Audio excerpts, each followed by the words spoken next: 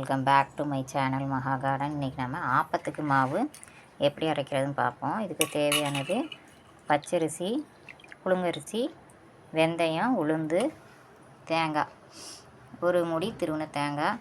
இதுக்கு நம்ம சாதம் எடுத்து வச்சு அதையும் சேர்த்து போட்டு அரைச்சா நல்லா சாஃப்டாக இருக்கும். இப்போ இதுக்கு எப்படி அரிசி போடணுன்னா 4 பங்கு பச்சரிசி, 2 பங்கு புழுங்கரிசி, ஒரு கைப்பிடி உளுந்து, வெள்ளை உளுந்து, ப்ளஸ் 1 டீஸ்பூன் வெந்தயம். அதை நான் இது எப்படி போட்டிருக்கேன்னா 400 கிராம் பச்சரிசி, 200 கிராம் புழுங்கரிசி, ஒரு கைப்பிடி உளுந்து, வெந்தயம் 1 டீஸ்பூன், ஒரு மூடி தேங்காய். இது எல்லாத்தையும் நம்ம களைஞ்சிட்டு அரைப்போம். சாதம் இருந்தால் அதையும் போட்டு அரைக்கலாம்.